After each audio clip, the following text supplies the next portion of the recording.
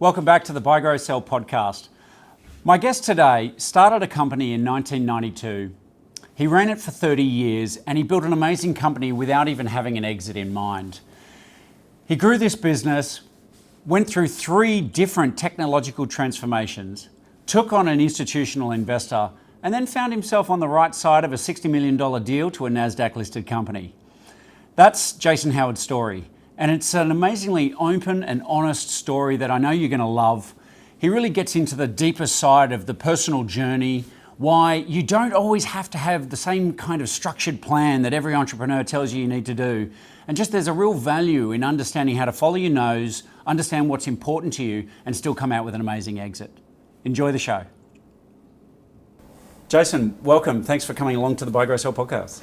Thanks for having me. Yeah, no, pleasure. I've been looking forward to us sitting down. Obviously, as a little disclaimer to our audience, I do know your wife, your lovely wife, Sarah, and have had the pleasure of talking to her many times over the years. So, she always hinted at that you were going through a bit of your own story. So I've been intrigued and keen to hear it and unpack it with you. So welcome. Well, yeah, no, it's good to be here. Appreciate sort of you're both authors, and I'm in awe of people that can sort of have the discipline to get to write a book. And I've read yours, and it's an amazing sort of resource, I think, for business owners. So well done on that. No, appreciate it. Yeah. So obviously we're here to talk about your journey and the exit you've been through. Maybe we could just go to the beginning, this is not a company that you just sort of built and flipped. You were in this business for a long time, right? And, I'm always interested in how people kind of got into these businesses in the first place. Yeah, so it was a 30-year overnight success. And started when I was at university. Actually started with a CD-ROM, so pre-internet, when we were doing a multimedia directory to help international students sort of decide where they might want to study by giving them pictures and video of sort of places that back in, I guess, when was that, the mid to late 90s, people weren't flying so much. It was kind of still expensive to do that. So trying to use the technology to give them a taste and a feel for where they might be spending a large part of their time before they sort of spent a large amount of money to sort of to go there. So and that was done, I started that while I was at university, so it was a bit of a sort of side project. And I was actually studying commerce law, so nothing to do with IT. I just had an interest in the technology.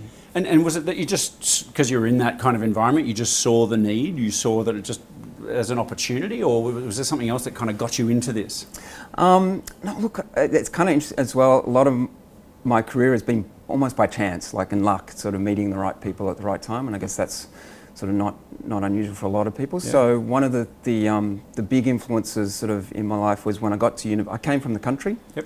To study, didn't know too many people.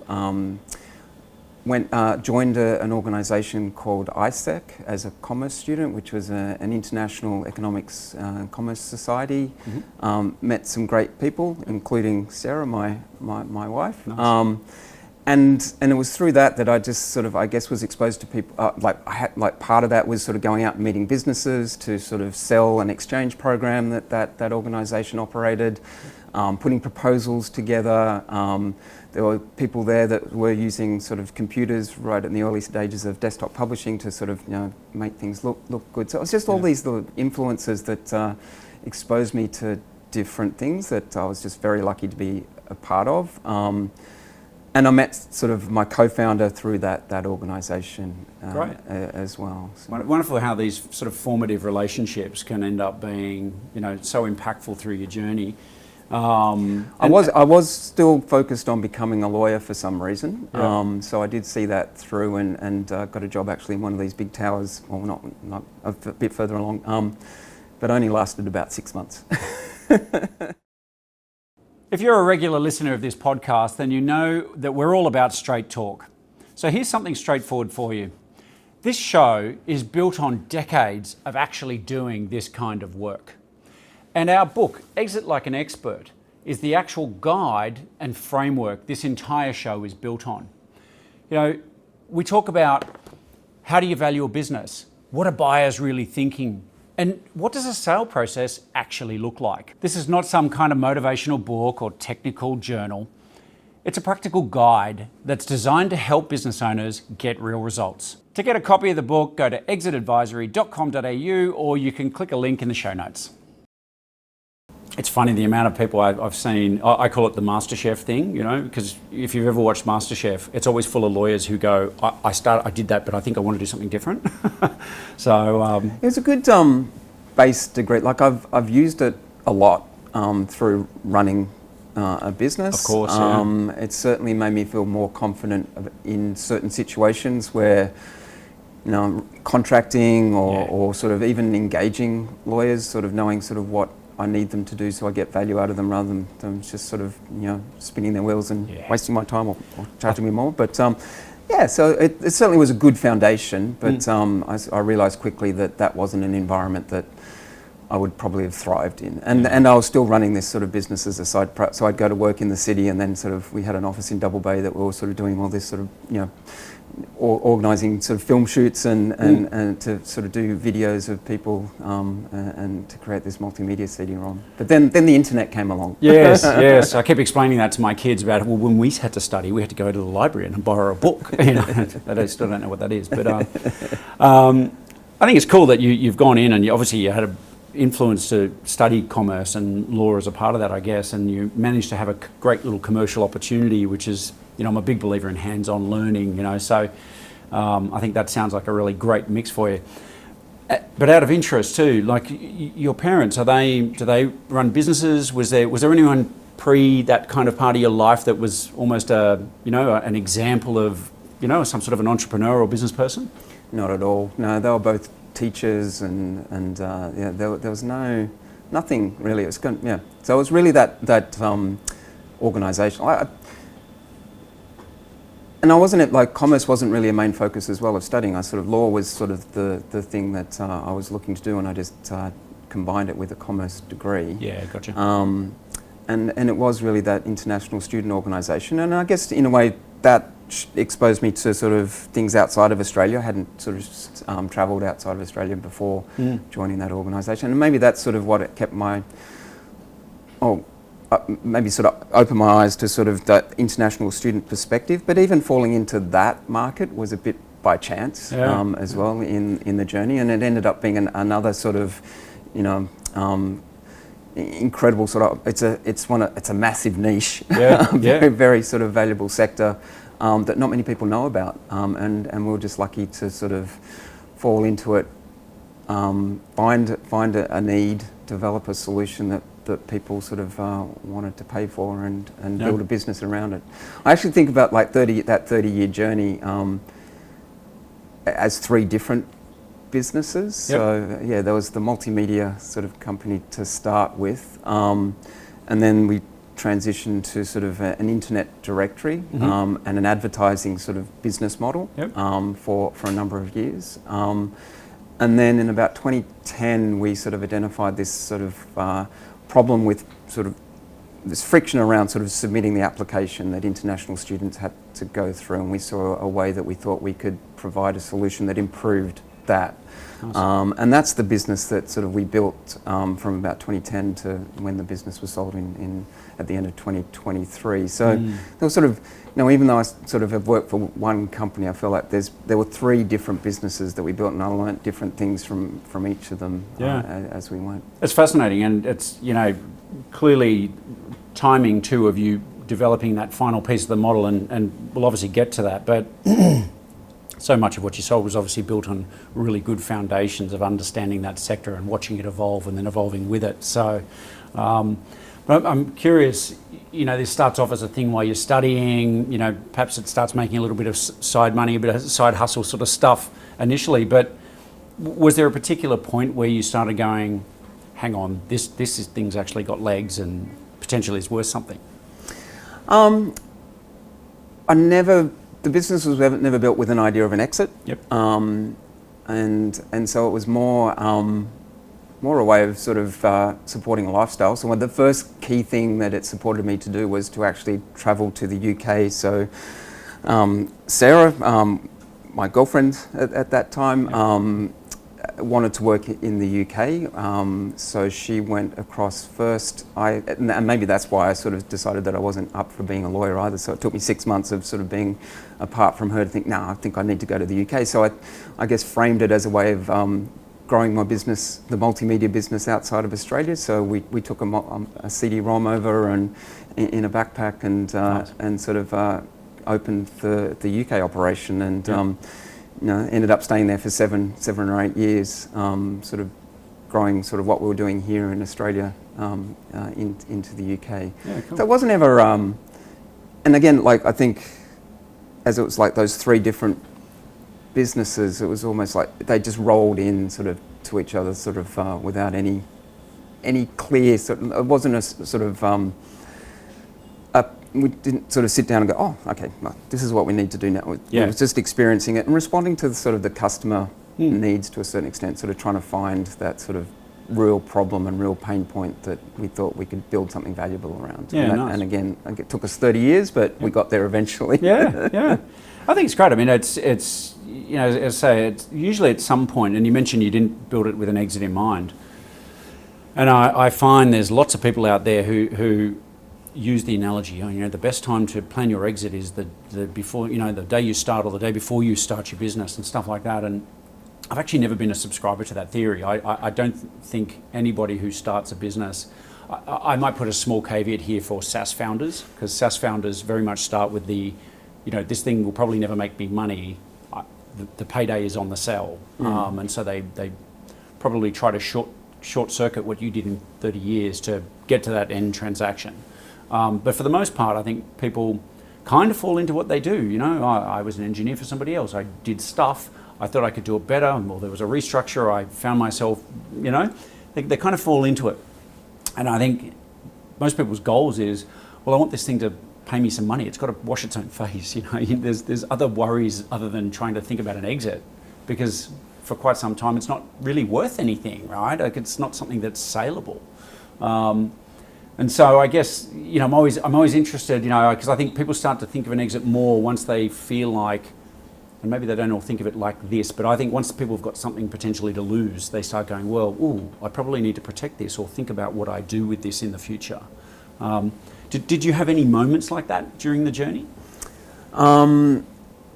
Maybe a little bit towards the end, but my philosophy was always, I want to focus on building a good business, and in the last few years we've focused on building a great business, and we thought that if we did that, then the opportunities would come. And for that first sort of 20 odd years, it was just about creating a business that supported a lifestyle. So and recognize and actually had to go to a coach at some point to sort of remind me that. While a lot of my friends were sort of becoming partners at that stage of the journey in accounting or law firms, and sort of obviously stressed out, but also earning sort of massive wage. I wasn't paying myself as much as what they were, but I had the flexibility to sort of pick my kids up at school, do that drop off, get involved in the local sort of sports sort of organisation. That's invaluable, 100%. and I think sort of is an important part of like why you might want to start a business as well. Like, my story is my story, and everyone's different, right? So someone might just want to go focused on building a SaaS business to exit and make money. But there's sort of a lot of other good reasons to actually grow a business and own a business, and recognise that those reasons are just as valuable as sort of whatever monetary sort of figure you might get sort of at the end of it. Couldn't agree more. I certainly think that's certainly been our journey. I've done the corporate world, and there's often a little bit of a joke in our team. People relate to being a corporate SKP. I kind of did that and went, well, maybe not for me. There are other things more important than that journey or that. Yeah, but it's hard to sort of, as I said, someone had to actually point that out to me, because I did go through a phase where I was sort of feeling like I haven't made the right decision 10, 15 years into running the business, where it's still sort of scrapping. It was all, we were sort of, smell of oily rag for most of the journey, and really bootstrapping. We never raised a lot of capital. So we were focused always on sort of making sure we had a product we could sell and bring revenue in. But it always meant also that we were managing sort of cash flow quite tightly, and and never paid myself for a lot of the journey in sort of the way that I might have if I was working for someone else. But again, sort of it was great to actually have that opportunity to sit down with someone and go, hey, well, you know, there is value in that too, and recognising that. Yeah, absolutely. It's I think it's easy to be hard on yourself as a business owner, right? Like you can, and anybody can spot what's not working, right? But not everybody can actually see what's really good about the decision and the pathway. And you know, from my own experience, I've had many times having to remind myself of just how lucky we've been to be able to craft our own story. And like you said, for me, it's about kids, right? Being there, even if it's just, you know, for a little bit at the end of school, I get a chance to chat to them a little bit. You know, kids don't want to sit there and download for an hour, but you know, just even if it's a 10-minute interaction, right? Like, that's a very valuable, priceless. Yeah. No, that's right. And I guess that out of that too, like, I managed money fairly carefully. Didn't have a lot of, like, I came from a family, not a lot of money, so was always very careful with whatever we had. So even that investment in a coach, like I had to really sort of be dragged kicking and screaming to that. So that was really important, and money well spent. And I did it again a little bit later in the process. That got some good sort of advice at the right time. So that's fantastic. For any business owner as well, sometimes when you're just sitting there, sort of wondering, and you do sort of say, well, is it worth sort of, you know, it's going to cost money. If you can find the right person, it's money well spent. Oh, look, totally agree. You know, and I've got my own personal advisors and have had numerous advisors over the years, right, for different phases of my life. And sometimes if you can find people that also are just good to have a coffee with and are prepared to give you that sort of for free, that's, you know, even better. Although there's something to be said about some rigour and some consistency around catching up with people, and they get to know the deeper side of what's going on, right? And get to know you. It's I know with my personal advisor and coach, he knows me so well that he'll go, you know, he knows where I tend to get distracted or the things that pop up, and he'll go, hello, you know, here's the mirror again, remember this guy? Yeah. And no, they're good to keep you accountable, absolutely. Yeah, for sure. Talk to me, you mentioned the sort of 3 stages of your business. You know, I always see, and I think we all can recognise that change can be hard. You know, I don't think most humans are geared for change. As you went through these various stages, how did you find that transition? And, you know, were there any particular changes where you've gone, oh my goodness, like this almost broke us? So the first one, I guess, from CD-ROM to internet was fairly smooth because it was just a natural sort of, here's a new opportunity with new technology to do what this sort of something, do something better, like, or to do what we're doing in a better way. Yeah. And that was just more around sort of the challenge of how to do that. We're using the same sort of people with the technical skills to sort of... it was the same information, just on a different kind of piece of technology, right? Yeah, that's right. The second one, from the internet directory to the sort of admissions application agent management software, was a lot harder. We sort of had the 2 businesses running in parallel for a little bit, and in the hope that sort of the software business would sort of, you know, generate sort of revenue faster, and then we could sort of scale the advertising business back. But it didn't happen that way, and we had to sort of restructure and make people redundant. And the major shareholder at that point was the only person that had money. That's the other sort of, you know, thing to be careful of with like a founder. If you have to then go and tap someone for money, you don't have the cash yourself because you probably haven't paid yourself along the journey to sort of do that. So, you know, I was diluted down significantly through that process. Again, very lucky the shareholder that we had was very patient, a good shareholder, and also very sort of supportive through the exit too, which I'm sure we'll get to. But so that was a hard sort of transition, but we managed to work through it. Well, it sounds to me that you weren't just transitioning technology, you were transitioning a business model. It's, you know, and introducing new stuff at the same time.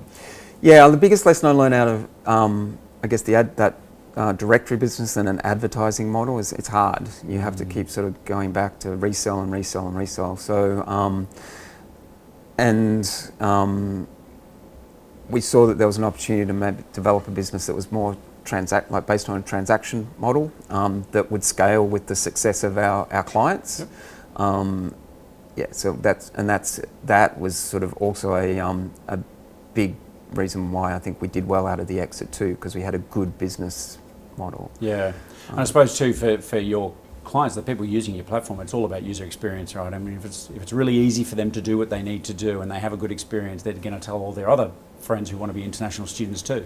Yeah, well, our customer was actually a B2B sort of platform, so we sold to the universities Gotcha. to manage sort of that pipeline for them, and when we sold, we had about 75 to 80% of the Australian market, so nice. We had great market share, but a lot of that was built on sort of word of mouth and really sort of delivering a great solution for them, Yep. so that they could provide a great solution for their customer, the international student, and their agent channel that they were recruiting students through. That's interesting. And so the SaaS model that you ended up with, so they were fundamentally the universities were the customers paying on some sort of regularly monthly, yearly cycle, something like that? Yeah, it was a combination of a fixed annual fee, but a fee per submitted application. Yeah, great. Okay, so everyone's comes along for the ride if it does well. Yeah, and we were sort of very careful to make sure we built in everything sort of to ensure that they got quality applications. So it wasn't just about a volume sort of play, it was about making sure we were held accountable sort of on conversion rates and things like that too. Yeah. So. It strikes me, we don't have to go down a rabbit hole on this, but it seems to me like you were kind of in the earlier stages of the international student kind of thing as a sector, and we all know it's become a massive export sector for Australia. Probably been a little bit more in the news in the last few years, right? Just with changes in government regulations. And how do you see that sector kind of going forward? Is it going to continue to boom, or will it, I mean, it might not boom as much as it certainly has been a growth sector, and again, we were lucky to sort of stumble into that sector at as you say, the early days and ride through sort of a big period of growth. I think it struggled. There's a whole range of issues around it. Sort of, I mean, universities sort of were almost forced to sort of follow that to get the funding that the government was sort of cutting out. So from the domestic sort of students. So. But it got a little bit too tempting for them, I think, and the sectors realised that in the last few years, and they're sort of focusing more on quality to get that social licence back from the public to ensure, because it's still a valuable contributor to Australia and the world, and I think it still will be. I think it just will sort of, and it still will be a large sector, but it won't have the period of growth that it maybe had sort of from the sort of 2018 through to the last few years. Yeah. And rightly so, I think. Yeah, well, I think there's a lot of other socio-political kind of issues that swirl around this, right? And so I think it's not just about, we have demand, it pays well, bring the kids in. No. It's just, But also as an economy, it's important for us. Like we get a lot of our growth from sort of migration. It gets caught up in sort of political sort of commentary, but it shouldn't be forgotten that's where we grow as a country, and we're competing for talent around the world. So a lot of countries are in the same position, and bringing them in as international students is a great way to get someone that's you educate them, they're committed to sort of being part of the community, and a lot of them don't, like the majority don't stay. That's the other thing that gets lost in the noise. There's only a small percentage that actually stay, but we want to make sure that they're the right people that we want to stay for Australia, and we can, if we do that right, and explain that story correctly, I think we can still, as a country, sort of make the most of that opportunity. Yeah, definitely. I always find it ironic that the people who are often in the news bemoaning immigration are the same people who are demanding constant economic growth, and they want their properties to go up in value constantly. And it's like, well, Australia may not have had a recession since 91 or whenever it is, but the reason for that is immigration, right? We keep bringing in more people, our economy grows. That's what Australia has banked on. And so it's sort of you can't have both. You can't say we're going to cut all that and then still expect the same results, right? So and don't get me wrong, I think every country needs to manage immigration, be smart, and like you're saying, bring in the right people, target skilled areas that we need and whatnot. But I guess my point is that these things easily become political footballs. Yeah, I think you hit the nail on the head. Like, it's got to be managed, Yeah. and I think maybe in the last sort of, and not to sort of be too political, but not this government, the previous government didn't manage it well, or managed it in a way they thought was right at the time with COVID and what was needed, but didn't really sort of have a plan, and maybe the numbers just sort of got or did get sort of beyond what was necessary, and we're rightly sort of pull back a little bit, yeah. And look, long-term averages and everything end up sort of, all this goes through the wash in the end, doesn't it? So, anyway, but it is it is for us, again, just in terms of the context of our story. We flew under the radar sort of a large number of sort of organisations, because no one sort of understood it as a sector, or the size of it, both from its contribution to Australia's economy, but in terms of sort of all the business opportunities around it. And I think it is still a really sort of valuable sector. There's still lots of opportunity there. It's one of the things that I'm sort of now post-sale sort of exploring. Sort of, there's some great people that work in the sector that with the right support also could develop some great businesses, not necessarily to exit as we've talked about, but just to create sort of a different sort of lifestyle, or to give them flexibility or something beyond sort of where they might be working at the moment, but also to deliver on something that they're passionate about, which I'm really excited about too. Yeah, absolutely right. I mean, it's you put aside whatever people's beliefs are, but life can be a seemingly short thing, right? Like, you want to enjoy it, and I think if nothing else, going through all this sort of period of COVID and shifting mindsets, I think it put a little bit of a spotlight on society to say, well, what do you want with this life you have? Because I think a lot of the traditional models of you must go to university, you must become a lawyer. My wife's heritage background is Indian, of course, and we always joke in the family, you have to be a doctor or a lawyer or an engineer or a banker, right? Like, they're the 4 things you're allowed to be. It's like, well, actually, not everybody wants to be those. Right. Or should be. Yeah, that's right. Yeah, we don't need a world full of lawyers and bankers and engineers, right? So, yeah, I mean, I think this idea of, who are you and what drives you and what gives you passion and fulfillment, and but I think we also put a bit too much pressure on that too. So with that, I think I'm very cynical, but there is a balance in everything. I think too. So I think you've got to be careful about putting too much pressure on everyone finding their purpose. Because that's one of the things that actually, again, post close, I put pressure on myself, because I've got to have a purpose. Yes, I had a purpose at work, but I feel I've got to have a purpose. But it's actually okay to just go, it's okay to just say, I'm working it out. I'm just, I don't know yet. I actually saw a thing, I think it was Brené Brown, I could be wrong on that, but she talks a lot about this stuff. And it was a really interesting thing. I think somebody had written to her saying, I hear you talking about this stuff about passion and happiness and all the rest of it, and I couldn't be more miserable after having listened to you, because I don't know what I want to do. And it's and it led to all this extra study around, okay, well, like, not everybody knows at some young age of, I just want to be this person or do this career. And the idea that you can be somebody who moves from one thing to the next, following curiosity, and that can be a fulfilling, purpose-led life, right? Exploring. Let's go back a couple of hundred years. If we didn't have people like that, nobody would know what's over that hill, right? Because just nobody would be bothered. Right, and it goes back to, I guess, what you're asking about, sort of at certain points in my journey, did I sit down and go, well, I see this opportunity here now, so I'm going to map out sort of what I'm going to...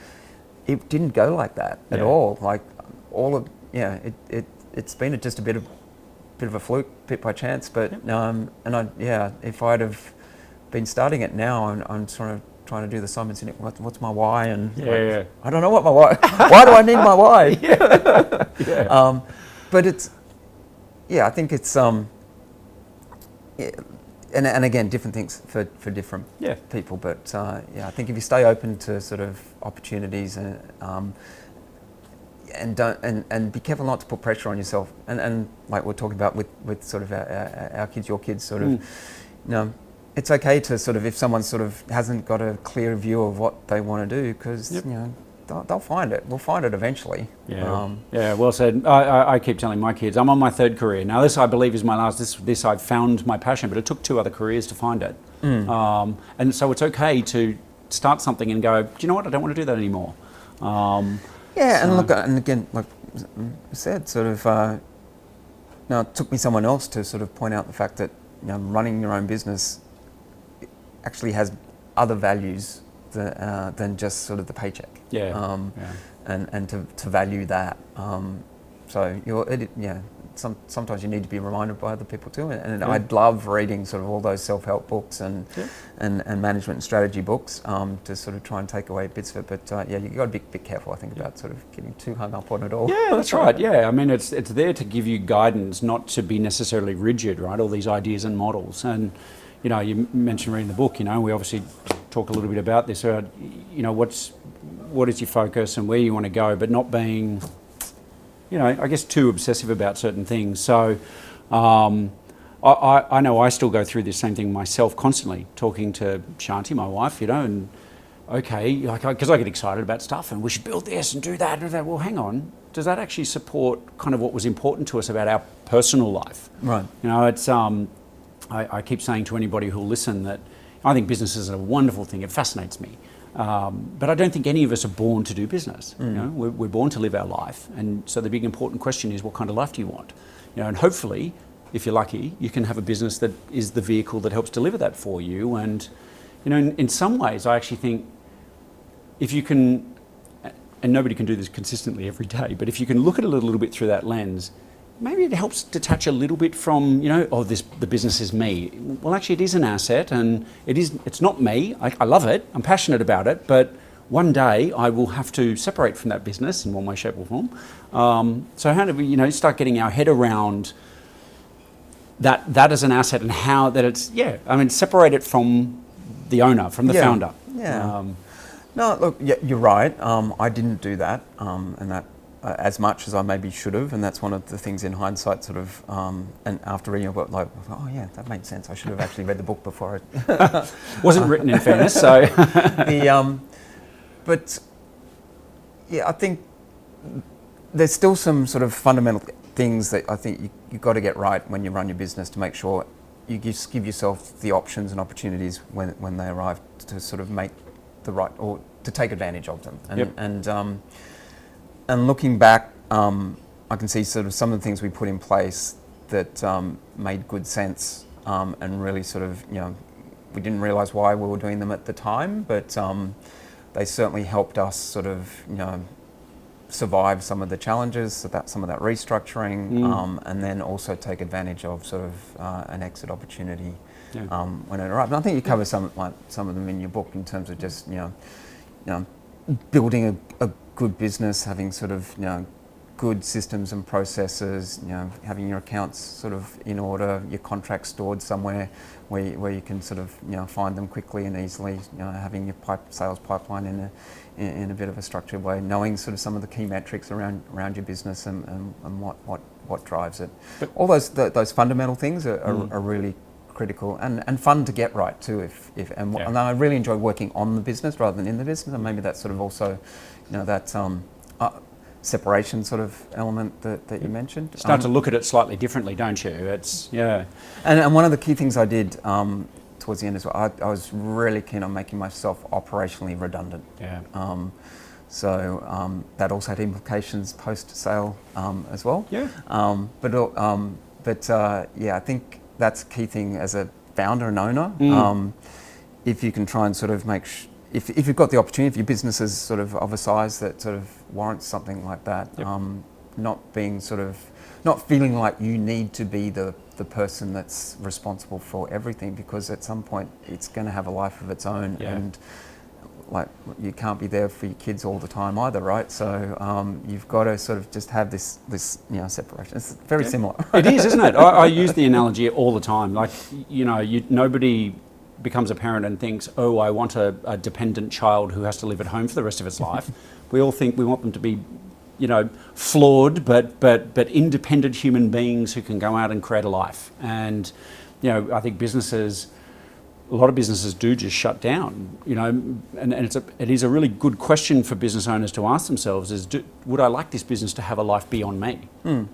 Because that might give a little shift in their thinking as to how they grow and build. Yep. And one of the things I'm often saying to business owners is that you may not be thinking you want to sell your company one day, but if you build a company that is saleable, they're often a lot more fun to run anyway. So, right. Right, yeah, absolutely. Well, my approach was if I ran a great business, was sort of operationally redundant, then I could have flexibility to start sort of living a life that is more like I wanted to live, and wasn't sort of continually stressed around sort of having to be in every meeting or sort of controlling everything. Right, absolutely. Yeah.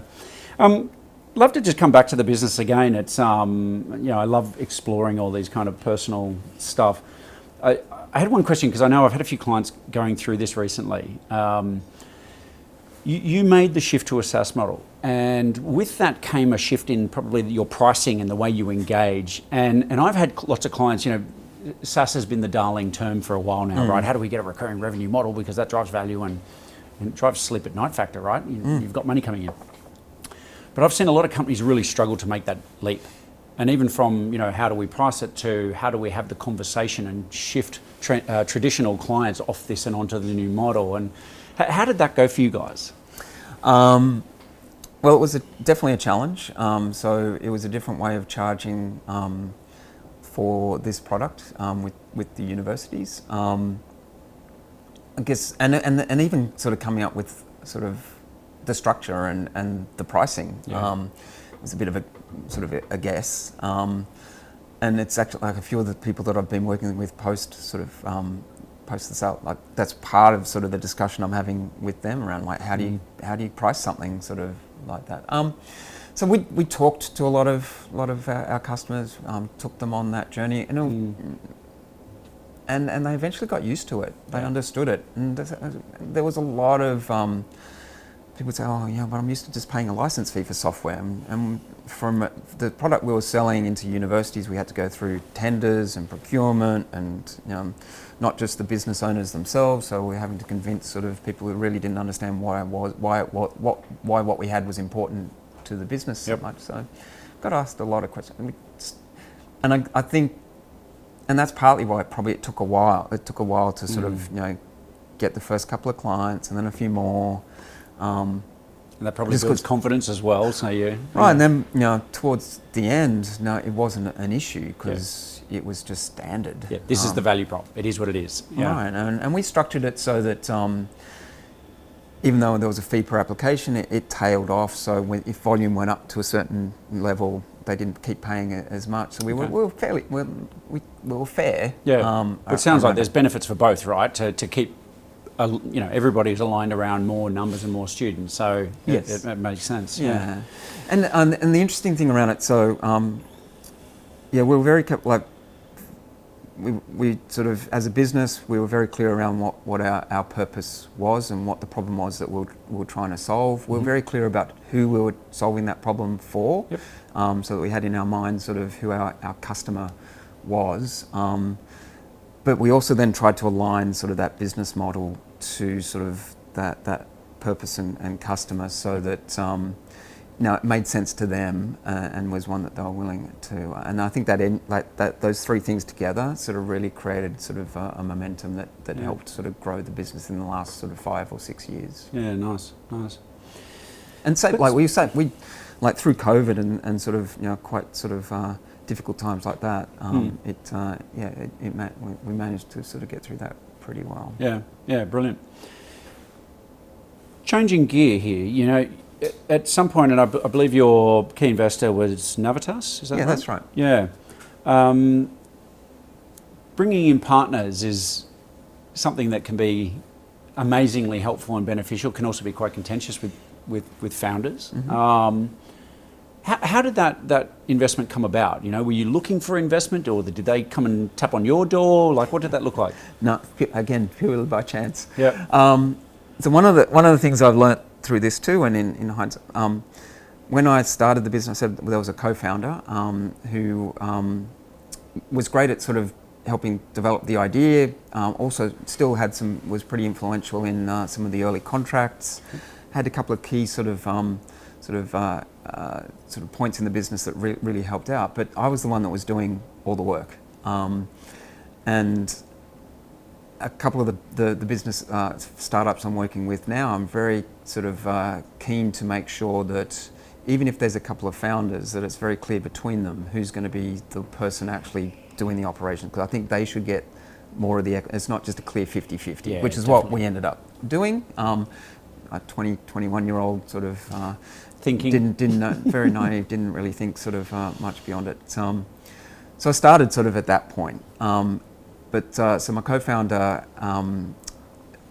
he is the entrepreneur actually. Sort of, he's an amazing guy who just comes up with lots of ideas, and he actually wanted, and he sells ice to Eskimos literally. He sort of wanted to sort of create a golf course in Scotland. Oh wow! Okay, yeah. And he needed some funding for that. So he looked at his equity in StudyLink and started to try and find someone that might be willing to sort of take some of his equity. So he actually spoke to Navitas initially, structured a deal where he sold some of his business, and as part of that they invested or gave a convertible note that they ended up converting to equity. Yeah.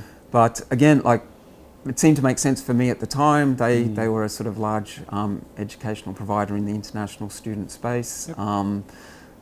They were sort of looking at sort of entrepreneurial sort of startup businesses to help sort of build out that ecosystem. We were part of that plan.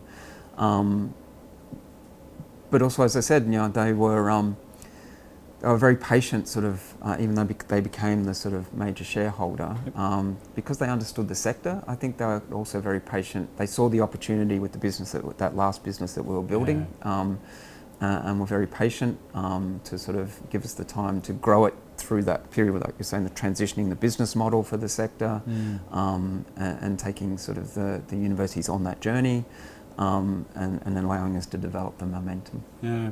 Well, my experience with investors is that yes, there's a box ticking exercise around the sector and the logic behind the business and does it make enough money, but once that box is ticked, it's fundamentally, I find investors are backing people. So they clearly saw something pretty special in you and went, well, we like this guy and we want to back him. So yeah, and clearly with the amount of time you spent with him, that was true. So congratulations on that. So they came in at some point, so they bought out your partner. You said they became a majority shareholder. So did you end up selling a bit of your equity to them at the same time? And no, bought out. My co-founder stayed a shareholder through to the end, but sort of a small piece. But he sold a large part of his stake to them. Initially, the convertible note sort of took them to about 50% when they converted that. And then there was that restructure that I mentioned when we were moving from the directory business to the software business. And they put in the funding to allow us to do that restructure and pay out the redundancies. And that's where sort of, I diluted but they were also fairly fair through that. So at that period I diluted down quite a lot, but then they gave me the opportunity to scale back or get back some equity. So at the end I was sort of at about a 25% sort of shareholder, which over 30 years of sort of running business, it was probably not a bad position. Yeah, of course, yeah. And it's all relative, right? Like, I think, we keep talking about people, what's your number? Like, be clear on what's the number that you need for your life, because you can get caught up in the negotiations and and one of the guys in our team has a lovely way of saying it when he's coaching clients, now's not the time to put your greedy goggles on. Like, remember what's important and negotiate in good faith. Like, that's, you'll be much happier at the end. So and look, I mean, in that, so I had thought, like, I had this second coach that was working with me through that final business to sort of work out what the purpose of that business was and what putting a sort of good plan together. And as part of that process, we talked about what a number might be. And I'd never really thought about that. And that was still 10 years before we actually sort of did exit. So I had thought that through, and I sort of took from your book. It's an important process, I think, for founders to go through to have an idea. And certainly by knowing that number, I knew when we got to an exit, I knew sort of, because I only had 25%, I knew what we had to sell for to make sure I got my number. Absolutely, yeah. It's just a good thing to anchor around that's not, you can be less emotional. It's like, okay, I've thought through that, now it's just about how do we get there. Yeah. That's interesting. And out of interest, when Navitas came in, you talked about a convertible note. There's going to be a lot of people listening saying, I don't understand how that works. So obviously that's sort of typically a debt instrument that then can convert to equity. But was that structure used? Were they putting in additional capital at the time to help the company grow as well? Was that the reason you went down that path, or what? Was it just purely the buyout of your partner, or? No, so they paid some to my partner, but also put some money into the business. Yeah. So you're sort of looking at these post-money valuations then at that time. Yeah. No, that's interesting. And what was it like working? I mean, Navitas are obviously not a small company. Once they'd taken this shareholding, what did it look like in terms of the way you engaged? And they obviously had seats on the board and stuff like that. I mean, how did it operate, and how did you feel about that? Going to this new model where now you're working with people who you probably didn't know. Well, we still ran completely independently. Okay.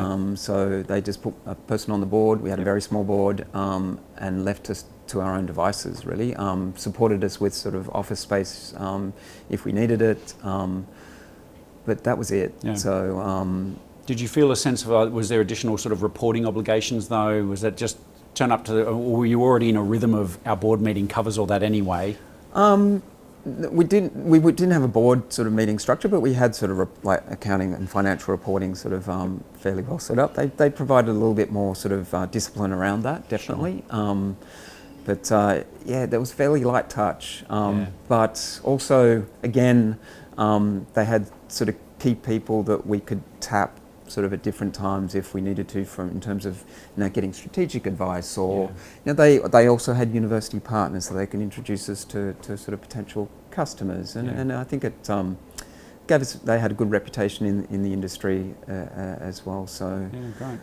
But we certainly ran independent, which also, again, when it came to the exit, was quite easy because we didn't have to decouple ourselves from Navitas too much. We were sort of a completely separate entity. Which made that whole sort of transition very easy. Yeah, nice. Yeah, I think it's one of the concerns, I think, for a lot of people considering that style of investment is, everyone's heard a story about a large corporate taking ownership or a majority of a company and then crushing it with administration and internal reporting challenges. So, it sounds like maybe they'd been through it before, or maybe they were just smart in the way they structured their investments, but... Yeah, or I think more to the point, just practically, they just didn't have the time. We weren't sort of the same as their business. We were completely different. I think they sort of backed us as sort of people. They saw that there was an opportunity.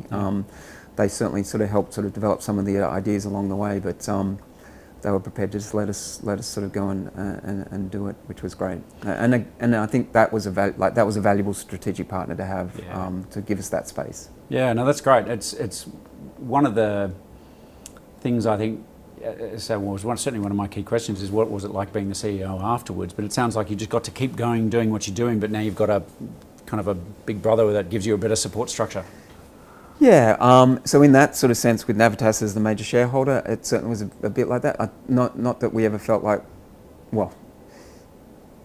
it wasn't that we didn't stop being careful with how we managed our cash and our money and our growth, with the idea that, if it ever sort of went bad, we could just sort of go to Navitas, because again, we had separate sort of accounts, banks, bank accounts, everything. But I guess there was an element of security around that. And they had some really great people too, so it's nice to know that we could sort of use them when we needed to. And it's like our kids, back to our kids. No kids ever really want to go to their parents and ask them to borrow money, right? So no, that's right. So, yes, but nice to know they're there if you need them. Yeah. So when in the journey, so 30 years, when did Navitas come in? 2006. Okay, Very early. Yeah, so that's a good period there where you're on the journey together. And by the time, and I think it was it Flywire that actually was the ultimate acquirer? That's right, yep. And I believe they're a listed company, right, NASDAQ? That's right. What did that look like, right? How did, were you raising the idea of wanting to get out? Did Navitas raise the idea with you? Did Flywire approach you guys? Or how did that start to come about?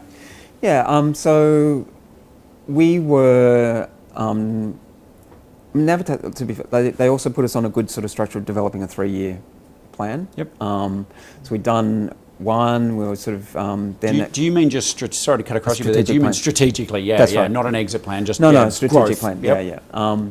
So then we'd sort of done one, we were in the out of COVID, we were sort of looking at sort of starting the process of doing another one or revising that. The idea was sort of saying, okay, well, should we sort of think about an exit with the back? It wasn't again the objective. Again, it was all around sort of building a good or a great business. Good governance means you think about succession, right? Yeah. But we thought, okay, well, this now is we've got a product we know is providing a great solution, solving a lot of pain points with a business model that's scalable and can grow outside of Australia as well. So we thought there was a great opportunity for the business. Yep. We thought, okay, well, if we achieved all that, it could be worth something. So who might acquire? Who might sort of an acquirer be, and what would make sense? And we were very careful around. Because we were a platform sort of for the whole sector, there were a couple of people that might have been obvious sort of acquirers, but they were probably sort of too dominant in sort of an area, and it wouldn't have been an agnostic solution. So we sort of will say, okay, there's probably only one or two sort of organisations that it might make sense. Yep. And it's interesting, sort of again, it's sort of not understood entirely, but. The making of an international payment is a big part of being an international student, and it's a massive sort of part of the business. So just for our audience, Flywire is fundamentally in the payments business, right? That's right. So it wasn't necessarily an obvious sort of at the top line, but there's a clear connection between your customers, right? You shared a customer audience. That's right. Well, and we were exposed to them because sort of what we were building out managed the workflow of making that payment. Yep. So once we received the application, we would help the university sort of manage the admissions and the decision, sending the offer. Part of that sort of acceptance of the offer required a deposit, which was sort of often 10, 15, 20,000 Australian dollars, yep. And then a subsequent payment sort of when they became a student. So we could see sort of the volume. So we knew that, and there were 2 or 3 different players in that space. So we thought if that was going to be sort of a potential acquirer, let's see if we can also, play one off against the other. And so we'd sort of been working with Flywire and their competitors for a few years by integrating their solution into our workflow so that we can make that payment step as seamless as possible. Nice. As well. And so we'd. Yeah, we knew who they were, and we knew who their competitors were. And it's nice to have those connections. Yeah, well, they had actually sort of, they made an offer 5 years before sort of the sale, so they'd already sort of shown an interest. Yeah. It was at a point where we thought it was quite early. We were just starting to get some of that initial momentum. We didn't feel like we were probably going to get as good a value out of it. Navitas was very good at that point by saying, okay, no.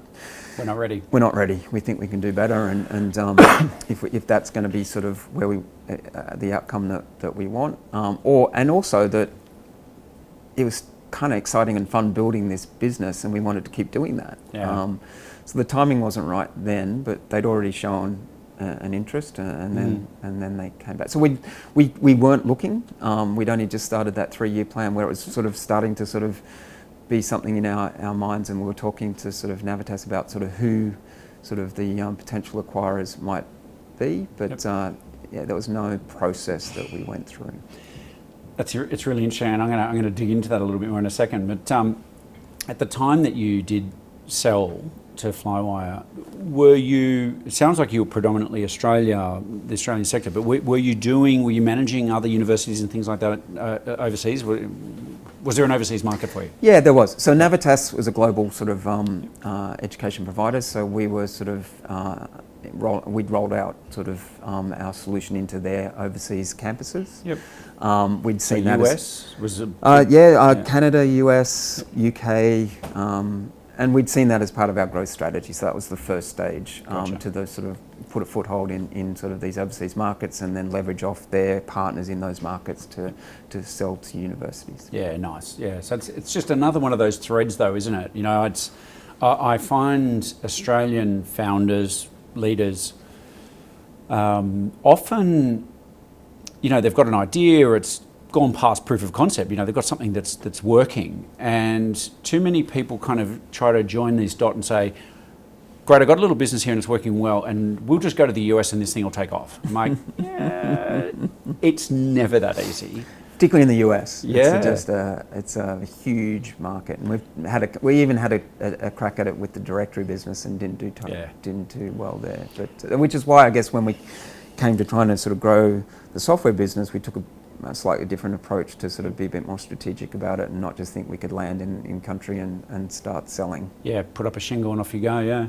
Yeah, it's a funny one. I usually go to the US every year for business and whatnot, and I'm always sort of saying to these founders, like, you keep looking at America like it's this great big country, one market, it's actually 50 independent states, you know, and it's very much structured like that, as well as culturally it's like that. And, you know, even what works in one state won't necessarily work in the next. And it's, yeah. Well, and they speak English, so you think that's got it. We're sort of halfway there, but it's almost like a false flag. Yeah, agreed, yeah. There's so much more to it.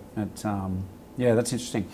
So the sale process, and you said that it really wasn't a process. I mean, when the discussion picked up, you know, they put an offer in or started, did you guys raise the prospect again, or had they just tapped again and said, listen, we're still here and we're still interested in buying, or how did that come about? I got a call from their APAC sort of representative saying, look, you know, are you interested in selling?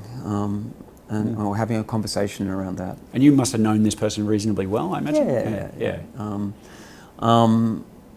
And so the interesting thing about the sale, it was 6 weeks from that call to close. Do you know what? This is not helping all my audience who are listening to this, because they're all going to think that's normal. It's definitely not normal. And it was chaotic, and it probably took a year to recover from. But yeah, so and I guess, you know, for your audience, like, if you can find a motivated and willing buyer, it's much better than a sales process. And it's hard to do that, but I think we put a lot of work into forming those relationships, building our business around sort of a workflow that sort of showed value to that. Yeah.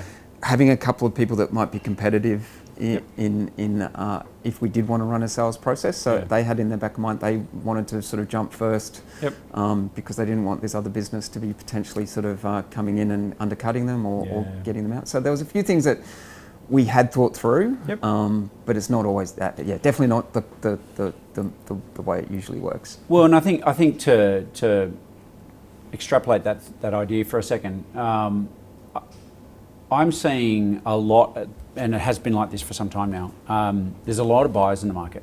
The whole private capital space it's broader and deeper, and there's an enormous amount of private guys tapping on everybody's doors and saying, you want to sell, you know.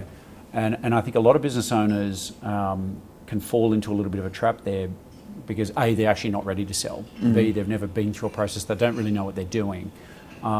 They often think, I'm a business guy, this seems like a friendly conversation, I'll just keep exploring and see where I go. I liken it to, you know, I'm almost 50 this year, and I decided to take up soccer as a 50-year-old, and you turn up for your first afternoon match with your few lads, you know, the guys you have a beer with on the weekend, and all of a sudden Manchester United's on the other side, right? Like you're up against professional people, and they're very friendly, but at the end of the day, they're about to run rings around you.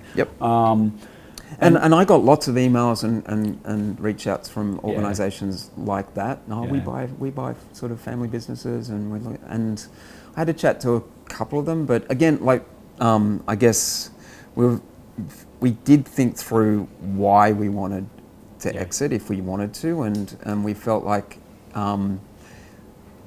it was a good sort of time for the business to actually facilitate that growth as well. So they're going to take it to the next level, right? And right, that's right. I've partly again using the kids analogy, I'd sort of raised the kids to the point where they're about to walk out the door.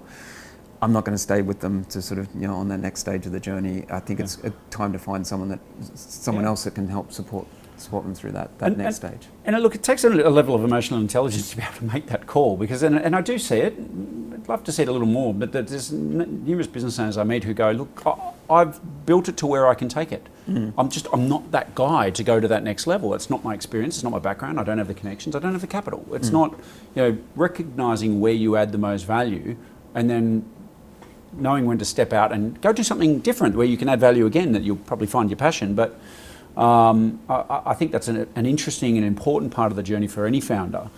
But just coming back to this process piece again, what I hear from you, and love for you to tell me if I've got this wrong, but where you didn't need to go and run a process was you already had the captive audience, and it wasn't just that you saw a connection because I hear this one all the time. Oh, those guys will want to buy us. They've got no connection with them. They're just on the outside seeing their website and go, well, there's a fit. And they just assume that this will be a no-brainer. Whereas you were actually working with the acquirer. You guys had shared clients, you were running processes, you were doing different things, you were integrated in some ways already. So it becomes far more clear what that value prop is and how an acquirer can capture that value. Yeah, no, we sort of definitely had a better idea of why strategically it made sense for them as well, because we could see the amount of money that we were sending through to them at certain, and also their competitor at certain points in the process. So we were able to have that conversation with them. You're only getting a tenth of what we know you could be getting. Data's so wonderful at times, isn't it? Yeah, no, that's great. And so in this 6-week period, I imagine it was utter chaos. Yes, I certainly wasn't prepared for it, never been through it before. No one ever sort of sat me down and said, well, here's what's going to happen. It just sort of, again, a bit like the whole story, it sort of, it started and we just rolled with it, and ran with it in this case. Yeah. How much of a sort of supporting advisory role did Navitas play?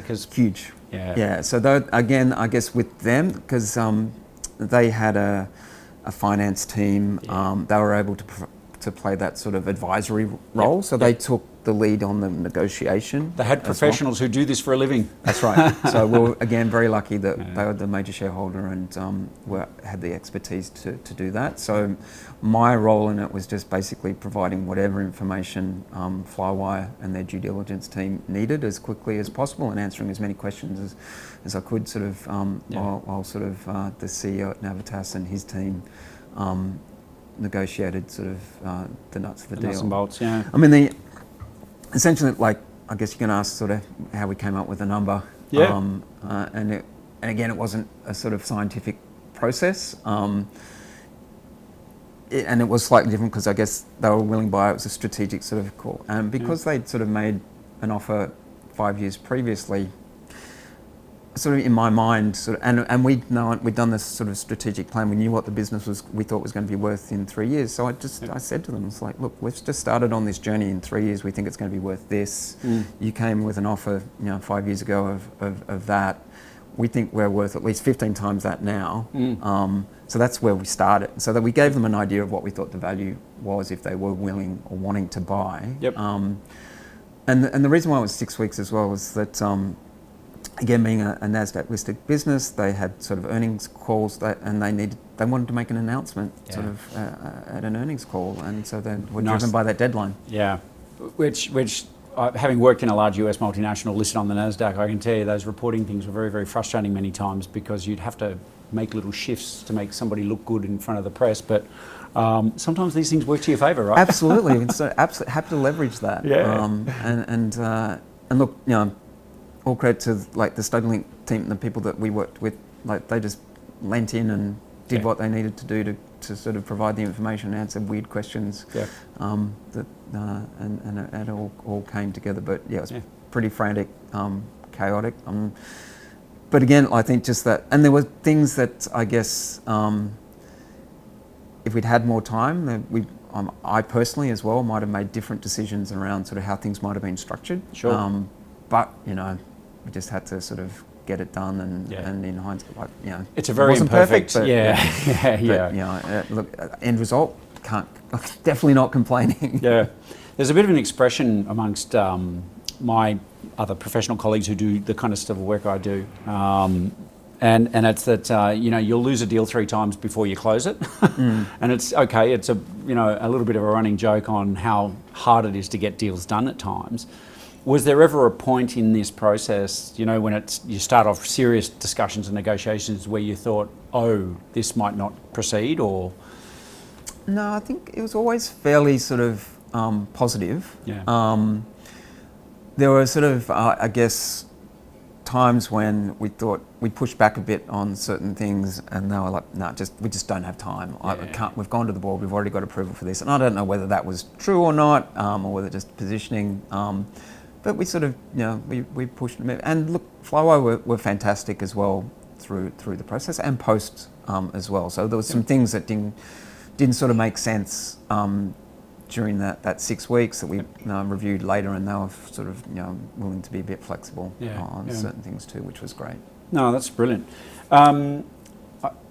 I don't think I'm saying anything that's not in public space, but I think it was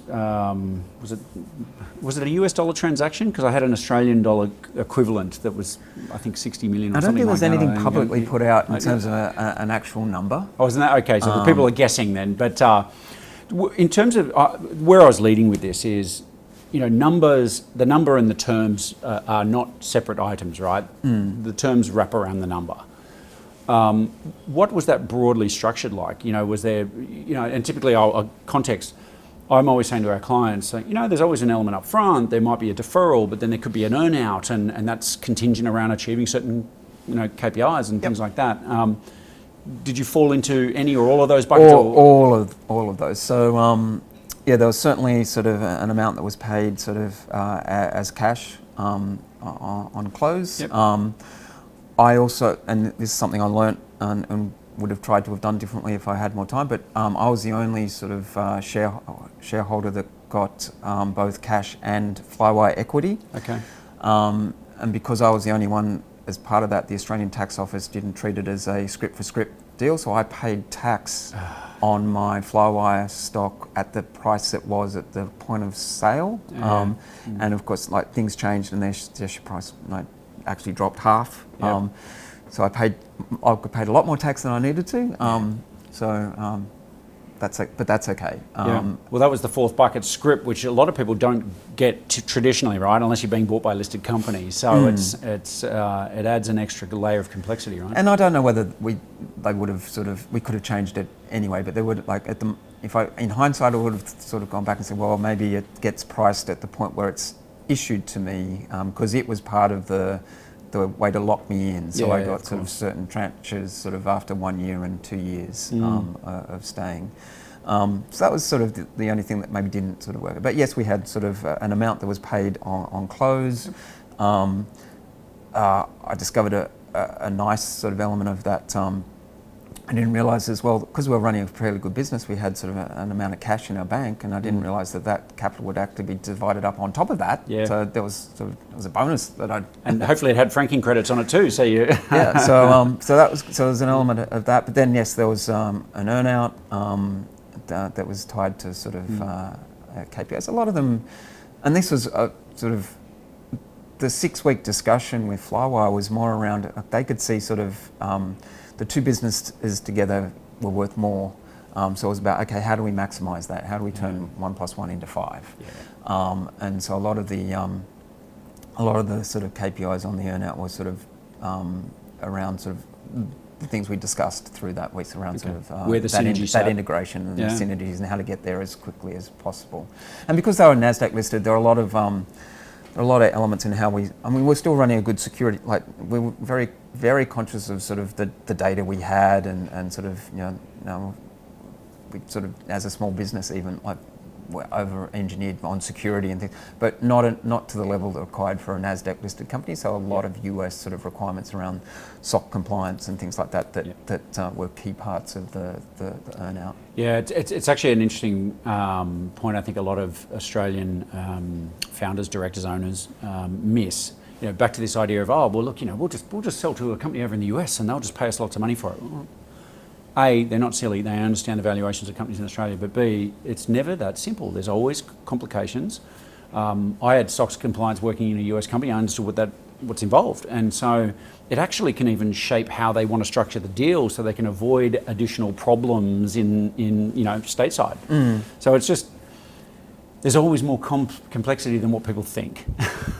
Yeah, and also because they're a payments business, there were sort of anti-money laundering sort of elements as well that they had to, and so there's a bunch of extra layers that that we had to then fold into. Well done on 6 weeks though. That's a phenomenal time given all the complication. How long was the earn-out for? So 2 years. Yep. Pretty normal. I only got to 15 months. Okay.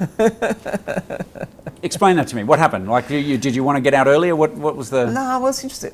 So I went into it like thinking that this is a great opportunity to sort of help grow the business, but within a larger organisation. Yeah. You know, this is the only thing I've ever done for 30 odd years, so I was keen to see sort of how a larger organisation might sort of approach running a business like this and learn, because I'd just been making things up as I'd gone along on my own. So I was keen to sort of you know, be part of a management team where I might learn some things. Yeah. So I went in thinking that I would keep working for Flywire initially. Yeah. I guess because I'd made myself operationally redundant, it very quickly became obvious that, you know, I wasn't needed. You're overhead. And corporates don't like that. No, and all like, so my main focus in the initial, like the first year of the integration, was to just make sure all the StudyLink employees found their place, and that Flywire understood sort of the business that they'd bought.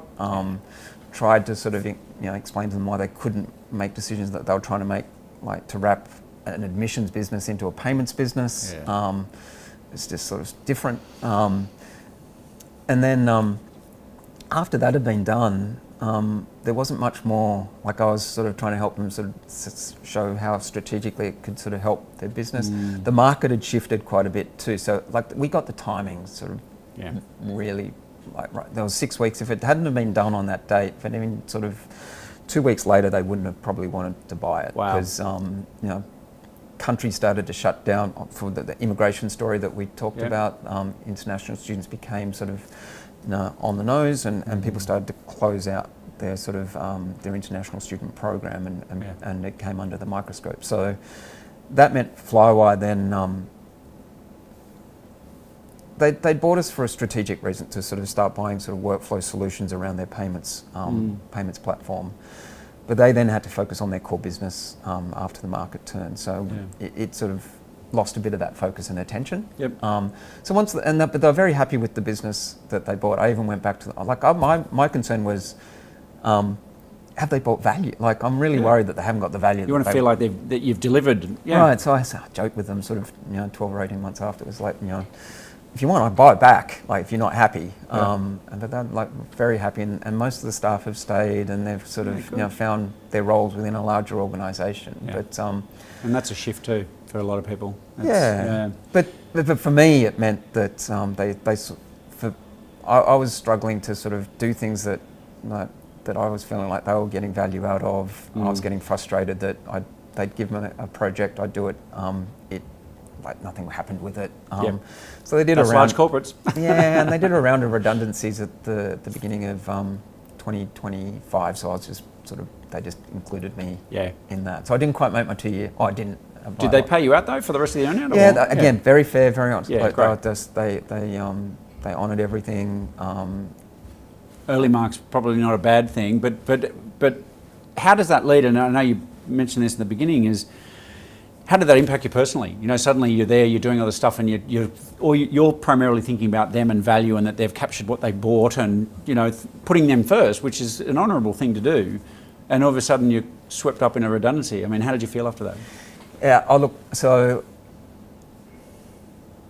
I'm in a very lucky position that but also, I don't have to worry about sort of, like with the sale, a very good financial position, so not like other people that might be made redundant and then sort of still have to struggle. How do I pay my bills? Right. Yeah. So I fully recognise and acknowledge that I'm super lucky in that sense. But still sort of emotionally, it's a toll in terms of, the sort of value that you put on yourself around your work. And I hadn't planned for it. So that's what the other thing sort of, I guess I should have done a lot more in reading your book, sort of, thinking about what that post sort of life might be and starting to sort of use some of the networks or things sort of in the lead up to sort of those final days to sort of grow out or sort of find a better off ramp. And I didn't do that well, and I probably would sort of, in hindsight, I should have reflected on that a little bit more.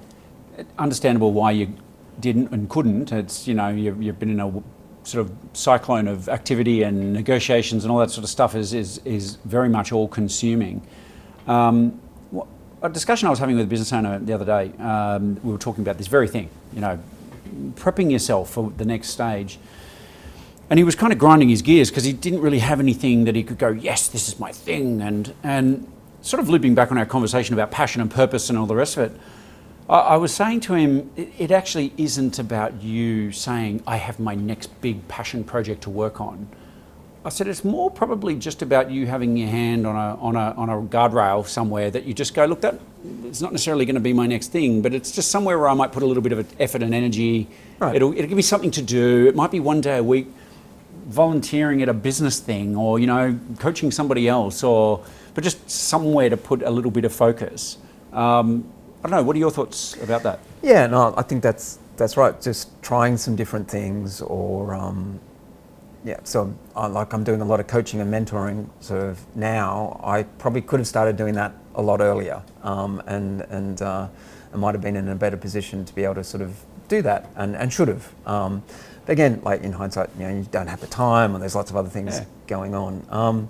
I think the other important thing that I realised, and it did take me about 12 months, just giving yourself permission to not do anything. Yep. Is that it's okay, like if you don't know,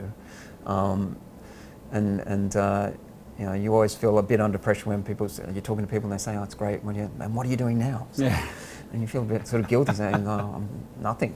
You were saying to me before we started about the idea of going international and filling out the departure or the arrival cards, state your occupation. Oh, damn, what do I put? Right, yeah, this idea like title, position, it's a big part of society and you feel like under pressure to actually come up with something. So. Yeah. And again, maybe that's part of sort of that preparation. It's like, okay, well, what is that role sort of that you're going to sort of, have and so that you can then easily answer that question. So.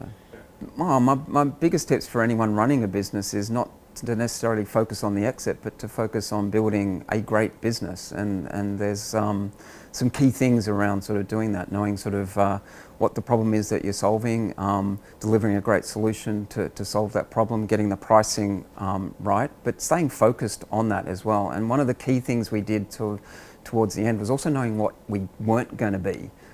So that we could sort of keep focused on sort of what it was that we wanted to do. Because we had identified who a potential sort of buyer might be and it was someone that we were working closely with already, we got a good sense of what their culture as an organisation was. Yep. So, the sales process was very, very quick, but we already knew that Flywire felt like a good cultural fit for our organisation as well. So it was the right thing to invest time in trying to make happen. And so I don't think we'd have been able to make a lot of those quick decisions if we hadn't have had put in a lot of that prep work, that finding out sort of who those buyers might be, knowing who they were up close, thinking about sort of, getting all of our systems and processes in place so that, when we had to show them our contracts, that we could point them to sort of one place where they all were and they could just run through and sort of, they all lined up to sort of all the revenue. So having, even though it's sort of a bit boring, doing all those sort of, just building a good business sort of means that you can sort of be ready for the opportunity when it arises. Do Jason, thank you so much. You've been so open and generous in sharing your story. If I could ask you maybe one last question before we wrap up.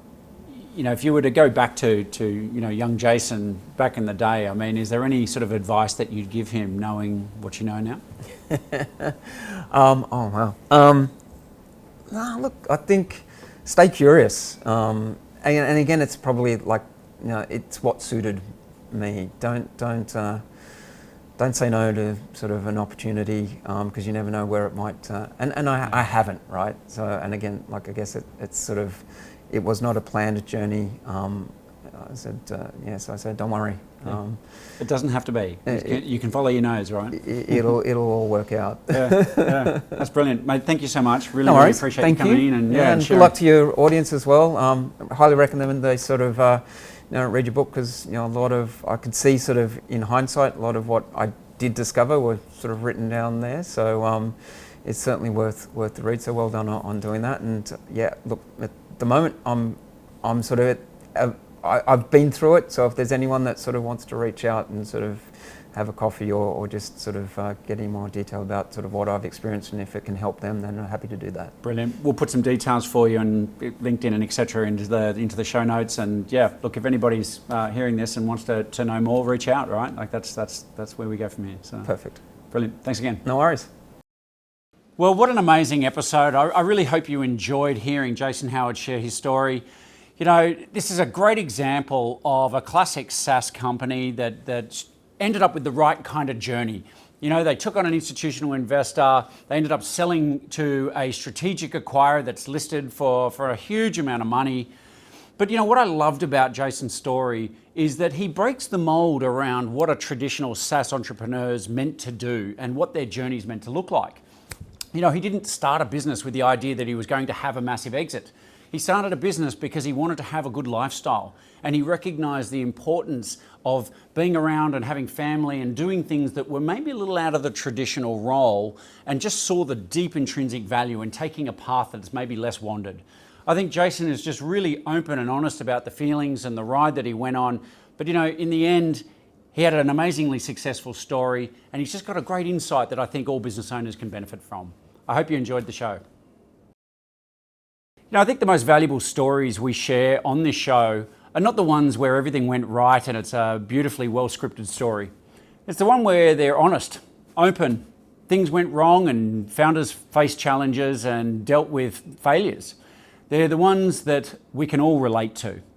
So if you'd like to know more and you want to make sure that you're not missing any important stories, please click the subscribe link below. And make sure you hit like and leave a comment around any topics you'd like to hear about or other guests you'd like us to interview. There are going to be many, many more stories that we know will relate to you and your business, and we hope you get a lot of value out of them. Thanks for watching.